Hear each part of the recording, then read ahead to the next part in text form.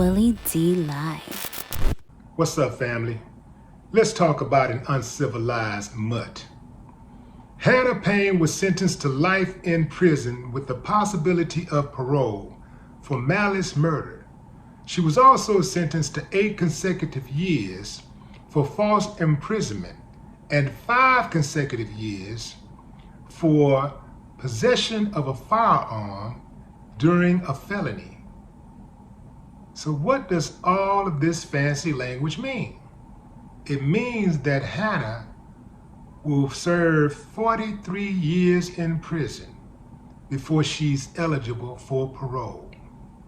It also means that the 25-year-old Hannah will be 68 years old before she's even considered to be safe to let out of the cage.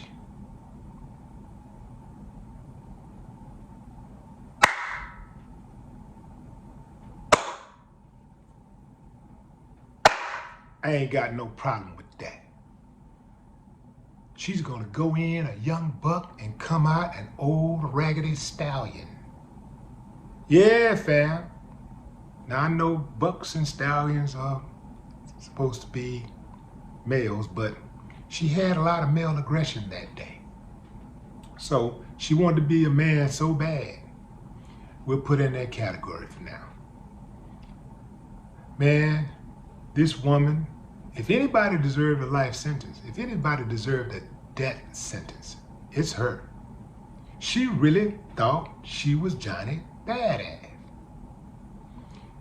This woman pulled up at the scene of an accident. Kenneth Herring, 62-year-old black man, hit a 18-wheeler, and he was at the scene for, like they say, 20 minutes before he pulled off. So she decides to follow him. The family said that he was having some type of diabetic emergency. He was trying to get to the hospital. But she decides to follow him, cut him off, jumps out of her car, punches him through his window, and then pull out a gun and shoot him. The whole time, the man ain't throw one punch. The whole time, he's like, who the hell is you? She thought that white privilege was going to save her. Because you know that's all that was at work, family. That's all that was at work on that day. That self-entitlement, she reeked of self-entitlement, and she thought white privilege was going to save her. This is one of those situations where when white privilege goes wrong. She played the card one too many times. And let this be a warning for the rest of you out there who thinks like her, because I know it's a lot of y'all. Some of y'all have it in your mind that you want to hurt, you want to harm black bodies. It's something in your DNA that make you want to harm black people for no reason at all. You already know she wouldn't have done that to anybody else, especially not a white man. She wouldn't have done that. She did this when she was 21 years old. 21, she wanted to be a police officer. This came out during testimony. She wanted to be a police officer. So this was her opportunity to act like a cop, because they are reckless, they will kill you for nothing. So she thought she could get a free kill. And she thought that those white tears was going to save her in that courtroom. But the assistant district attorney had other thoughts. Shouts out to that district attorney, it's Nigel something, I can't remember her last name, but shouts out to her, she did an excellent job in cross-examination and closing arguments. She laid down the law and just really painted a very crystal clear picture of what type of person this Hannah Payne is. Oh man, she was sitting there looking all goofy, crying, whole neck was bobbling. Oh, it's just all this under here, just like a old raggedy turkey getting ready to be chopped up. She really thought that white privilege was going to save her.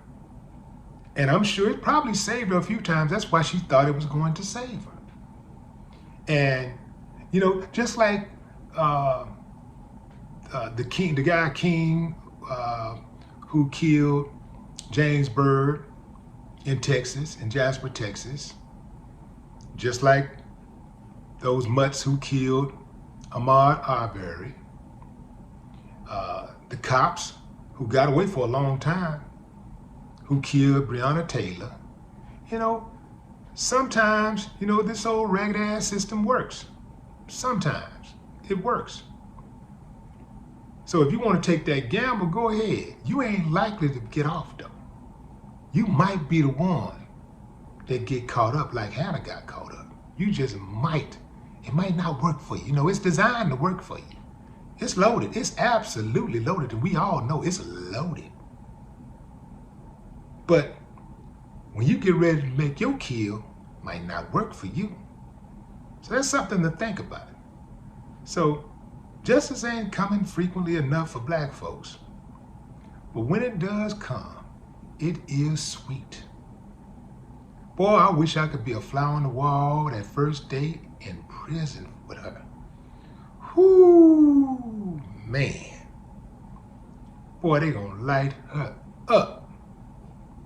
Oh yeah, ain't gonna be no hanging out on the yard and all that. Oh nah, she gonna have to be in solitary confinement 43 years. Minimum. That's assuming she don't get in any trouble or off herself. Because see, people like her, they know how to dish it, but they cannot take it. They can dish it out, but they can't take it. Oh, they go crazy. Because they think those penitentiaries are meant for us. They're not supposed to ever go there. They're supposed to put us there. They think those early graves are made for us, not them. Yeah. So when the reverse happens, man, they're shocked. Hell, everybody's shocked. But you know what was beautiful watching? To watch that black district attorney stick it to him. To watch that black judge sentence her. And to watch those black bailiffs haul her ragged ass off to a jail cell. Oh man, that was beautiful. God bless America. No more talk.